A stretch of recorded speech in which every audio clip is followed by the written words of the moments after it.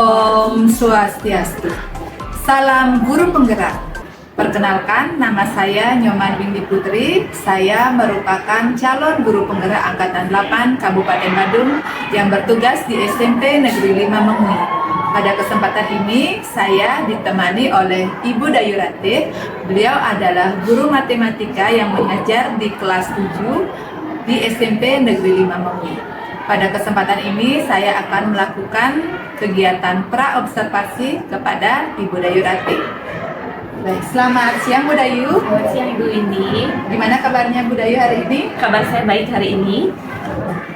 Bu Dayu, Ya. saya akan melakukan pra-observasi terkait tentang pembelajaran Ibu di kelas. Ya, sebelumnya saya akan mengajukan beberapa pertanyaan kepada Bu Dayu Ratih. Ya. Nah, yang pertama itu adalah mengenai tujuan pembelajaran. Apa tujuan pembelajaran yang hendak Ibu Dayu ingin capai? Kebetulan untuk kelas 7 materi pembelajarannya adalah bilangan bulat. Jadi tujuan pembelajaran yang akan saya capai adalah siswa mampu menyelesaikan permasalahan terkait dengan bilangan operasi pada bilangan bulat seperti operasi penjumlahan, pengurangan, perkalian, dan pembagian pada bilangan bulat. Baik, jadi tujuan yang Ibu ingin capai itu adalah siswa mengetahui mengenai operasi bilangan bulat. Baik, tentang area pengembangan. Ya, bagaimana area pengembangan yang hendak Ibu Dayu ingin capai pada pembelajaran di kelas nantinya? Untuk area pengembangan yang ingin saya capai itu adalah area kognitifnya, karena siswa harus mampu menyelesaikan soal-soal terkait dengan bilangan bulat. Itu bilangan bulat kan sering digunakan dalam kehidupan sehari-hari. Jadi area yang ingin Ibu Dayu kembangkan itu adalah mengenai area kognitif atau pengetahuan siswa agar mereka itu bisa melakukan atau menerapkan operasi bilangan bulat dalam kehidupannya sehari-hari. Ya, bagus sekali ya Bu. Nah, untuk mengenai strategi pembelajaran apa kira-kira nantinya yang ingin Ibu Dayu terapkan di kelas? Baik, untuk strategi pembelajaran itu saya menerapkan strategi pembelajaran berdiferensiasi. Jadi sebelumnya saya sudah mengelompokkan siswa berdasarkan kognitif mereka. Saya kelompokkan mereka berdasarkan penjumlahannya, pengurangan, perkalian, dan pembagiannya. Apakah mereka sudah mampu memahami itu atau tidak? Jadi saya menerapkan strategi pembelajaran berdiferensiasi. Baik, jadi Ibu nanti akan menerapkan strategi pembelajaran berdiferensiasi berdasarkan hasil kemampuan siswa itu sendiri. Nah, untuk model pembelajaran seperti apa yang akan Bu Dayu terapkan? Untuk model pembelajaran itu saya akan menerapkan model pembelajaran PBL atau Problem Based Learning. Jadi siswa dihadapkan dulu terhadap masalah, kemudian siswa diharapkan mampu memecahkan masalah tersebut. Baik. Nah, selain model pembelajaran, ada nanti akan metode tentunya ya Bu ya. Nah, kira-kira metode apa nanti yang ingin Ibu terapkan di kelas? Metode yang saya terapkan di kelas itu pertama pasti berdiskusi, kemudian saya juga melakukan ceramah sedikit, kemudian ada tanya jawab, dan terakhir yaitu penugasan. Baik. Nah, jadi metode yang Ibu gunakan ada 3 ya, diskusi, tanya jawab, dan juga penugasan. Nah, untuk media pembelajaran sendiri bagaimana Bu Dayu Ratih? Untuk media pembelajaran itu saya gunakan PowerPoint atau PPT, kemudian tentu dengan LCD, proyektor itu saya gunakan juga. Kemudian ada LKPD juga yang harus diberikan ke siswa untuk siswa mengerjakannya secara berkelompok. Baik, dari segi waktu Bu Dayu, kapan kira-kira kegiatan tersebut akan Bu Dayu Ratih lakukan? Untuk waktunya itu saya akan laksanakan di kelas 7E. Itu jadwal mengajarnya di kelas 7E yaitu hari Selasa jam ke 3.45. Baik, jadi di kelas 7E pada hari Selasa jam 3, 4, dan 5 itu akan melaksanakan kegiatan tersebut. Baik, setelah ini Ibu Dayu, saya akan mengobservasi kelasnya Ibu Dayu ya. Saya akan mengamati bagaimana kegiatan Ibu mengajar di kelas. Nah, sebelum kita akhiri, Ibu Dayu ya, apa kira-kira yang Ibu Dayu dapatkan dari pertemuan kita hari ini? Ya, jadi dari pertemuan hari ini saya menjadi mendapatkan gambaran yang jelas tentang strategi apa yang akan saya gunakan, NKPD apa yang harus saya siapkan, kemudian PowerPoint apa yang harus saya siapkan. Terima kasih Bu Dewi. Baik, sampai ketemu nanti ya Bu Dayu Ratih ya. Terima kasih saya ucapkan kepada Bu Ratih atas waktunya. Demikian observasi kita hari ini. Kita jumpa lagi pada saat observasi yaitu di hari Selasa. Baik, Bapak Ibu, demikian percakapan praobservasi saya bersama dengan Ibu Dayu Ratih. Semoga bermanfaat. Akhir kata saya ucapkan salam para mesanti. Om Santi Santi Santi Om.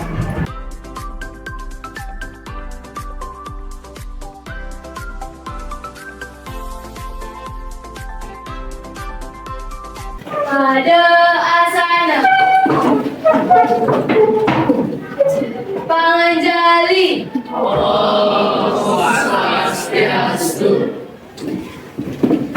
Baik, selamat siang Rina. Ibu absen terlebih dahulu sebelum kita memulai belajarnya. Ananda Reski, Febriani, Dikadek Budiasa, Oscar, Rizky Januarta, Ardita Putri. Baik anak-anak, kita akan melanjutkan materi hari ini tentang operasi penjumlahan dan pengurangan bilangan bulat. Ya, jadi tujuannya kenapa kalian mempelajari ini? Biar kalian itu mampu menyelesaikan soal terkait dengan operasi penjumlahan dan pengurangan bilangan bulat. Jadi ini sering banget akan kalian gunakan dalam kehidupan sehari-hari. Ya. Nah, kita mulai dari garis bilangan. Ya, kalau pada bilangan bulat itu kita akan menemukan yang namanya garis bilangan. Jadi garis bilangan itu seperti ini, semakin ke kanan dia akan semakin besar. Nah, semakin ke kanan dia semakin besar. Semakin ke kiri dia semakin kecil. Jadi semakin ke kiri itu dia akan semakin kecil, dia bernilai negatif ya. Kalau yang ke kanan dia bernilai positif. Nah, misalnya seperti ini. Jadi Rahayu berada di titik min 4, kemudian berjalan sejauh 5 langkah ke kanan. Berarti kalau ke kanan dia nilainya positif, berarti ditambah 5. Jadi Rahayu ini di min 4 berjalan ke kanan, jadi dia berada pada posisi 1. Jika seandainya dia berjalan ke kiri, berarti di sini nilainya adalah min. Seandainya dia berjalan sejauh 1 langkah ke kiri, berarti min 4 kurang 1. Berarti dia jatuhnya di min 5. Paham ya? Nah, kemudian jika tandanya beda berarti angka besar dikurangi dengan angka kecil. Tanda mengikuti angka besar. Misalnya min 2 tambah 3. Ya, ini kan kita langsung kurangi angka yang besar kan 3. Angka yang kecil kan 2. Berarti 3 kurang 2 itu adalah 1. Tandanya mengikuti angka besar. Yang angka besar tandanya adalah positif. Ya. Misalnya yang soal nomor 3, 4 ditambah min 8. Berarti tinggal 8 tinggal 4. Jadi hasilnya adalah min 4. Paham? Oke, selanjutnya kita latihan soal. Yang soal ini kalian akan berkelompok. Jadi itu bagi dulu. Kelompok 5 Nadine Ardita Putri, Devika Pratnya, Keisha Mahyaswari, Naira Surya Dewi. Itu kelompok 5. Kelompok 6 Lanang Adianya, Bagas Kara, Narirate, Fiona. Sekarang sebelum kita memulai latihan soal, kita latihan fokus dulu ya. Kita konsentrasi dulu, yaitu dengan mengadakan ice breaking ya. Jadi ice breakingnya semua berdiri, kita regangkan kalian untuk melatih konsentrasi kalian sebelum mengerjakan latihan soal ya. Jadi ice breakingnya gampang saja. Kalian angkat tangan yang kanan. Oh ini tangan kanan ibu, tangan kanan. Terus kemudian 1 kalian ke atas, 2 ke bawah, 3 ke atas, 4 ke bawah, 5 ke atas, 6 ke bawah. Yang tangan kiri gimana? Nah, yang tangan kiri seperti ini. 1, 2, 3, 4, 5, 6. Yang kiri dulu mulai. 1, 2, 3, 4, 5, 6. Dapat ya enggaknya ya? Oke, sekarang yang kanan. 1, 2, 3, 4, 5, 6. 1, 2, 3, 4, 5, 6. Sekali. Belum ada yang namanya turunnya. Oke, lagi sekali ya. Mau turun? Oke, kita ulang. 1, 2, 3, 4, 5, 6 ya. Oke, sekarang kita lanjutkan ke latihan soal. Jadi, Ibu sudah menyiapkan kalian latihan soal yang harus kalian kerjakan. Nah, jadi latihan soal ini dia adanya nanti per level, ya. Jadi Ibu kasih kalian kesempatan untuk mengerjakan latihan soal ini sampai bel pergantian, ya. Terserah kalian nanti bisanya sampai di level berapa. Yang pasti ada 4 level yang harus kalian lalui. Jadi ini pada level 1 nanti Ibu akan kerjakan. Jadi Ibu akan kerjakan. Nanti Ibu akan bagikan. Semuanya, semua kelompok mendapatkan level 1 terlebih dahulu. Kemudian setelah kalian selesai mengerjakan level 1, salah satu perwakilan kelompok langsung cari soal untuk yang level 2 ya, level 2. Setelah itu jika level 2 sudah selesai, langsung kalian kerjakan yang level 3, ambil lagi yang level 3 ya. Kemudian jika ini sudah selesai, lanjutkan kerjakan ke level 4. Ini level 4 ya. Jadi silakan nanti kalian kerjakan sesuai level. Tidak ditentukan kalian harus selesai di level 4 itu enggak. Sesuaikan dengan kemampuan kalian. Sampai sejauh mana kalian sampai nanti akan kita dipahami.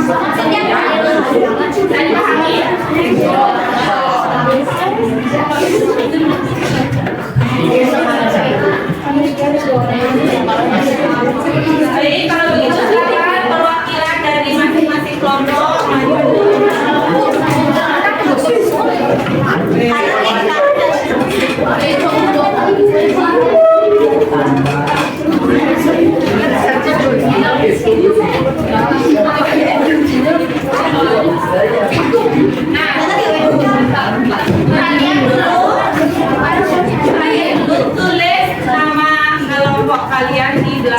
maju.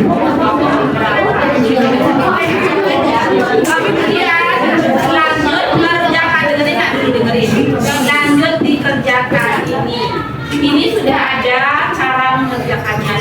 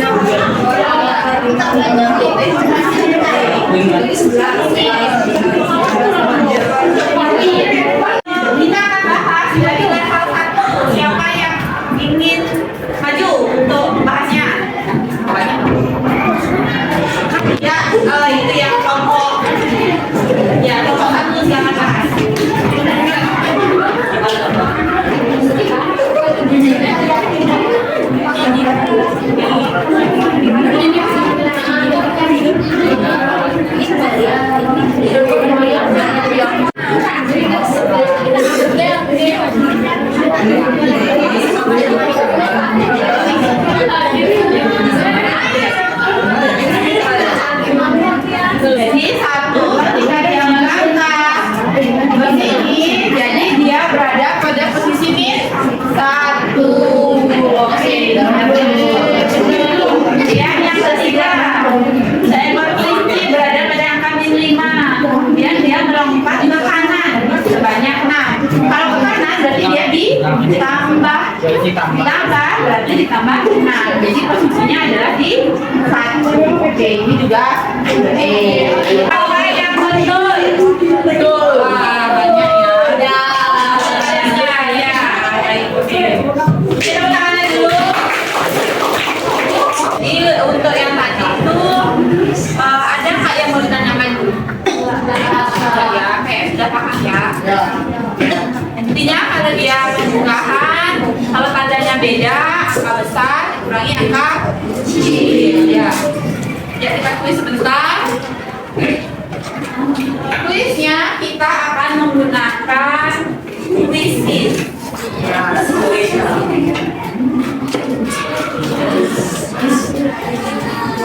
Jadi tiap kelompok itu akan ibu bagikan lembar jawaban. Jadi nanti ketika kalian lihat soal itu jawabannya apa, apakah A, B, C atau D, itu di sini sudah ada kodenya. Ya, ibu bagikan dulu deh.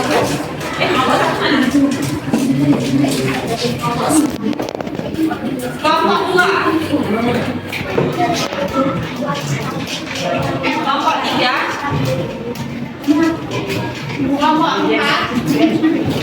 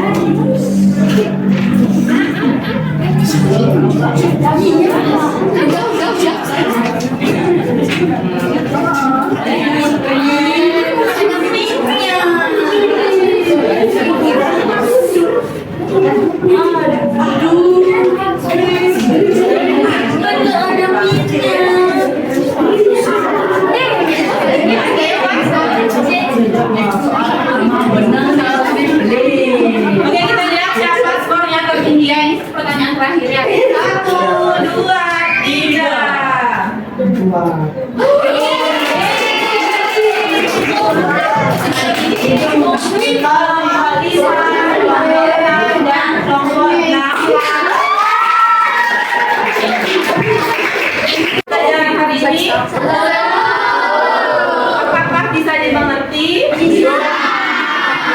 Jadi itu tadi materi untuk penjumlahan dan pengurangan bilangan bulan.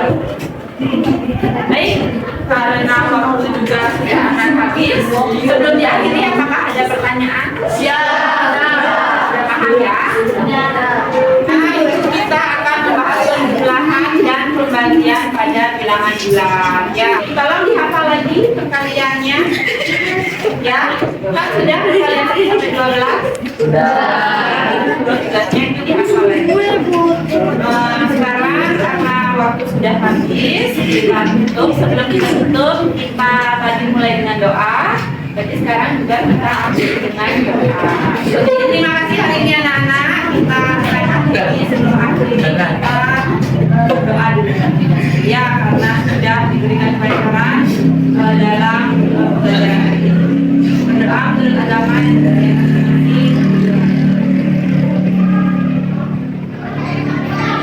berdoa selesai. Brahma Santi.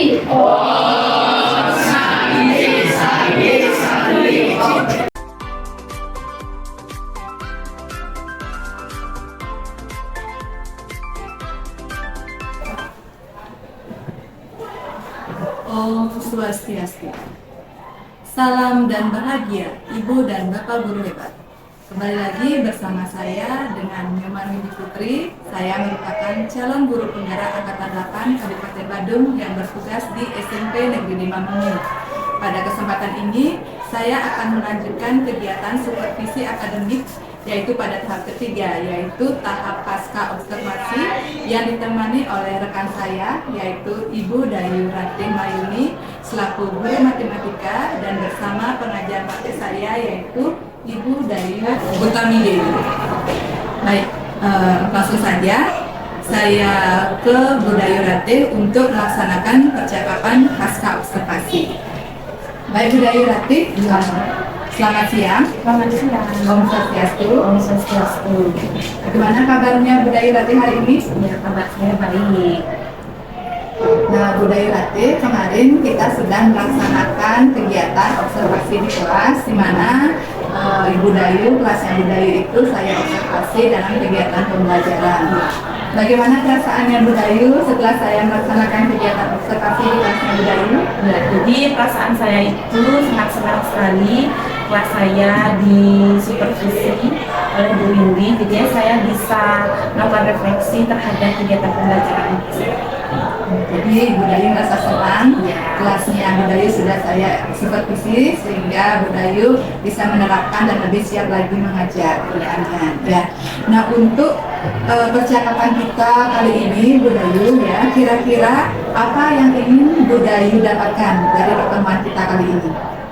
Yang ingin saya dapatkan itu adalah saya ingin mendapatkan apa yang kurang dari pembelajaran yang sudah saya lakukan, apa yang harusnya yang saya lakukan agar pembelajaran saya lebih baik ke depannya. Jadi Ibu Dayu berharap dari pertemuan kita kali ini Ibu Dayu memperoleh gambaran atau evaluasi terkait apa yang sudah baik dan apa yang masih perlu ditingkatkan dalam kegiatan pembelajaran berikutnya. Iya. Nah, sekarang saya ingin bertanya, Ibu Dayu terkait tentang tujuan pembelajaran yang sudah Ibu lakukan. Ibu Dayu bisa ceritakan sedikit tentang tujuan pembelajaran yang sudah Ibu Dayu terapkan? Ya, jadi tujuan pembelajaran itu, materi pembelajarannya adalah bilangan bulat. Jadi tujuan pembelajarannya adalah siswa mampu memecahkan permasalahan terkait dengan bilangan bulat. Jadi tujuan pembelajarannya itu lebih mengarah kepada pemecahan masalah ya. Berarti siswa mampu menerapkan atau memecahkan masalah terkait dengan bilangan. Ya, operasi bilangan bulat.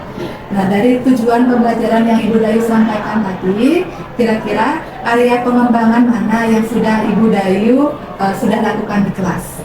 Area pengembangan yang sudah saya lakukan di kelas itu meliputi area kognitif dan juga motivasi belajar siswa dalam belajar. Baik, jadi ada dua Bu Dayu ya. Yang pertama itu adalah kognitif dan yang kedua adalah terkait tentang motivasi belajar siswa. Ya. Nah, terkait tentang perkembangan aspek kognitif dan juga motivasi siswa sejauh ini, bagaimana menurut Bu Dayu kalau kita melakukan refleksi kemarin dari kegiatan observasi di kelas, apakah sudah berhasil menurut Bu Dayu? Kalau menurut saya, siswa karena saya menggunakan diferensiasi, jadi siswa sudah lebih mampu menyerap pembelajaran yang saya lakukan terkait dengan operasi pada bilangan bulat itu. Jadi mereka mengerjakan soal-soal sesuai dengan level kognitifnya masing-masing. Jadi menurut saya mereka sudah lebih mampu mengerjakan soal matematika itu. Baik. Jadi dalam pembelajaran di kelas itu Bu Dayu sudah menerapkan strategi pembelajaran berdiferensiasi di mana Bu Dayu kemarin sempat sudah mengelompokkan siswa berdasarkan kesiapan belajarnya dan juga memberikan latihan dan materi kepada siswa sesuai dengan level kognitifnya. Itu luar biasa sekali menurut saya Bu Dayu. Nah, dari hal tersebut, jika kita misalkan persentasekan Bu Dayu ya, misalkan dari skala 1 sampai 100, kira-kira tingkat keberhasilannya Bu Dayu di kelas itu sejauh mana? Kalau dari segi level kognitifnya, ya, kalau dari segi level kognitifnya saya rasa dari 1 sampai 100 itu sudah 80 lah. Kalau biasanya paling 50, tapi sekarang sudah ke 80. Berarti sudah mengalami peningkatan ya Bu Dayu ya. Nah, kemarin sempat Ibu Dayu menyampaikan strategi pembelajaran yang Ibu Dayu ingin terapkan. Nah, dari level 50 ke menuju level 80 tersebut, kira-kira strategi apa saja yang sudah Ibu Dayu terapkan di kelas? Jadi strategi pembelajaran yang sudah saya terapkan itu yaitu saya menyiapkan modul acara, saya menyiapkan KPD yang sesuai dengan kemampuan kognitif siswa tersebut. Jadi dengan kemampuan kognitif yang sesuai dengan kemampuan mereka itu, jadi mereka mampu meningkatkan kemampuan matematikanya. Jadi tidak sama soal yang diberikan ke setiap siswa. Kalau sama kan kadang-kadang ada yang mampu, ada yang tidak. Ya, ini kalau di kelompok-kelompokan, jadi mereka yang masih levelnya rendah, mereka mengerjakan yang LKPD yang level 1 dan seterusnya.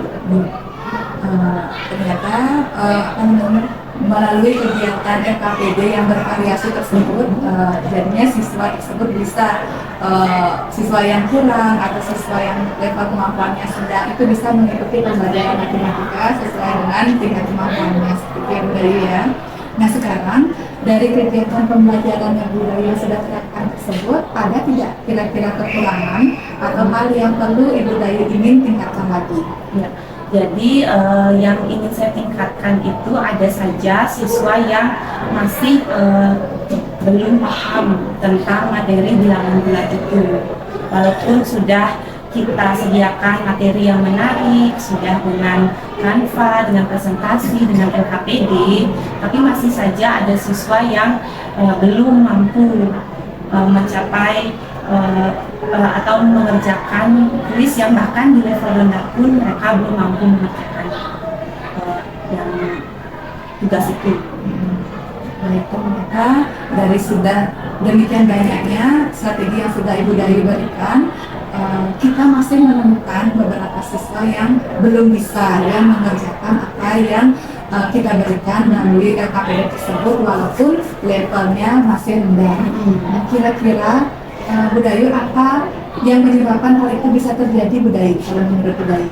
Kalau kebetulan di kelas yang saya ajar itu ada siswa yang kemampuan dia berkebutuhan khusus, ya ada siswa yang dia tidak bisa membaca, begitu. Jadi mungkin itu juga mempengaruhi kemampuan matematikanya dia, ya. Jadi otomatis kan dia dari mencatat saja dia sudah kurang. Kemudian dia jadinya tidak bisa mengikuti pembelajaran seperti teman-temannya yang lain. Begitu. Nah, berarti di kelasnya Bu Dayu itu ternyata ada siswa yang berkebutuhan khusus, kutip ada siswa spesial ya yang harus kita tangani seperti itu ya Bu Dayu. Nah, sekarang kira-kira apa yang bisa Bu Dayu lakukan atau apa yang bisa Bu Dayu lakukan sebagai seorang guru ya untuk mengatasi kekurangan agar siswa yang tadi yang memiliki kekurangan dalam hal membaca itu bisa kita mengakomodasi kebutuhan belajarnya. Jadi untuk siswa yang kurang bisa membaca itu ada juga kurang fokus gitu kan. Jadi kita berikan dia latihan lain dengan di luar jam pelajaran. Misalnya saat beristirahat atau sebelum jam sekolah itu kita minta dia datang untuk belajar di sekolah terlebih dahulu. Berarti kita sebagai guru khususnya Bu Dayu akan memberikan pelajaran tambahan atau latihan dengan jadwal tertentu untuk membantu siswa yang mengalami kekurangan tersebut. Nah untuk itu ada nggak kira-kira yang bisa membantu Bu Dayu untuk menangani bersama-sama secara berkolaborasi kita sebagai guru di sekolah untuk mengatasi siswa yang kekurangan tersebut? Biasanya saya berkolaborasi dengan guru BK juga. Jadi tidak hanya saya sendiri saja, tapi juga dengan wali kelasnya dan guru BK-nya juga. Gitu. Kami menangani siswa yang kurang dalam pelajaran. Saya setuju sekali Bu Dayu ya dengan kita melakukan kolaborasi dengan guru BK. Kebetulan guru BK juga mendapatkan pelatihan terkait tentang anak yang berkebutuhan khusus, itu mungkin bisa membantu kita sebagai guru mata pelajarannya dan juga dengan wali kelas tentunya. Nah kira-kira dari orang yang teman-teman yang membantu tersebut ada nggak kira-kira yang lain menurut Bu Dayu yang bisa membantu anak tersebut atau memberikan fasilitas misalnya agar bisa lebih cepat anak itu bisa membaca? selain peran guru kan tentu saja peran orang tuanya di rumah yang paling penting ya untuk anak ini ada motivasi belajarnya, ada kemauan dia untuk memacu diri. Jadi itu ada peran orang tuanya juga. Jadi kita juga menghubungi orang tuanya, menyampaikan permasalahan anaknya di sekolah seperti apa. Jadi dengan dukungan orang tua tentu saja siswa jadi akan lebih bisa meningkatkan kemampuan pembelajaran dia di sekolah. Ya. Dan ternyata bantuan atau dari orang tua tersebut sebetulnya bagus sekali ya, dari karena siswa tersebut yang pertama yaitu di rumah dia akan mendapatkan perhatian dan juga di sekolah. Jadi orang tua tersebut yang di rumah juga harus memperhatikan anaknya, memperhatikan bagaimana anak tersebut belajar dan juga perkembangan belajarnya seperti itu. Nah, untuk siswa yang memiliki kekurangan budaya dalam hal kognitif, misalkan siswa tersebut yang memiliki level kognitif yang kurang, kira-kira apa yang bisa kita lakukan atau metode belajar apa kira-kira yang bisa membantu siswa tersebut dalam mengerjakan tugas-tugas atau mengerjakan latihan-latihan soal itu. Jadi kalau untuk yang kognitifnya kurang itu dalam artian tidak memiliki kebutuhan khusus gitu, dia kan hanya kurang latihan soal. Jadi kita harus berikan, kalau saya berikan dia metode seperti drill gitu. Saya kasih latihan soal secara terus-menerus biar mereka ingat dan terbiasa dengan mengerjakan soal-soal matematika. Jadi metode yang akan Ibu Dayu terapkan yaitu metode drill dengan memberikan pengulangan soal kepada siswa agar dia semakin terlatih kemampuannya untuk mengerjakan soal di bidang kognitif. Ya, luar biasa sekali ya Bu Dayu memberikan solusi ketika Bu Dayu menemukan permasalahan, baik itu permasalahan ketika siswa kurang dalam hal menjawab soal maupun siswa yang memiliki kebutuhan khusus tadi terkait dengan kemampuannya membaca. Nah sekarang kapan rencana Bu Dayu kira-kira terkait tentang penerapan metode drill atau metode pengulangan yang Ibu Dayu sampaikan tadi? Jadi untuk metode drill itu, latihan soal itu saya akan terapkan sebelum melaksanakan sumatif. Jadi sebelum sumatif itu saya latih dulu siswanya untuk mengerjakan soal. Jadi mereka sudah lebih siap dalam mengerjakan sumatif nantinya. Jadi rencana Bu Dayu itu adalah sebelum kegiatan sumatif ya, sebelum siswa tersebut melaksanakan kegiatan penilaian sumatif atau di sini misalkan penilaian akhir semester agar nanti dia lebih siap lagi dalam mengikuti kegiatan tersebut. Semoga apa yang Ibu rencanakan terrealisasi ya Bu Dayu ya, semoga nanti ke depannya bisa lancar dan bisa mengakomodasi seluruh siswa. Nah untuk sekarang saya ingin bertanya kepada Bu Dayu, kira-kira dari percakapan kita tadi apa yang Bu Dayu sudah dapatkan? Saya sudah melakukan evaluasi terkait pembelajaran yang sudah saya lakukan. Jadi Bu Windy juga sudah memberikan saya solusi bagaimana menyelesaikan permasalahan terkait siswa-siswa saya yang kekurangan atau belum memahami materi yang saya berikan. Ya, melalui pertanyaan-pertanyaan yang saya ajukan tadi, ternyata Bu Dayu sudah bisa menemukan solusi sendiri Bu Dayu ya terkait tentang apa yang menjadi kekurangan itu atau yang menjadi kendala dalam mengatasi siswa yang kurang atau rendah level kognitifnya dan juga anak yang berkebutuhan khusus dalam hal membaca itu bisa teratasi. Itu Bu Dayu sendiri tadi sudah bisa, menurut saya sudah mampu memberikan suatu solusi, memberikan suatu gambaran yang terkait tentang apa yang harus kita lakukan. Baik, semoga nanti terrealisasi ya Bu Dayu ya apa yang Ibu sampaikan tadi. Saya sudah tidak sabar menunggu ceritanya Bu Dayu terkait tentang bagaimana proses perubahan siswa tersebut. Ya, semoga siswa tersebut lebih baik lagi. Terima kasih Bu Dayu atas jawaban-jawabannya Ibu.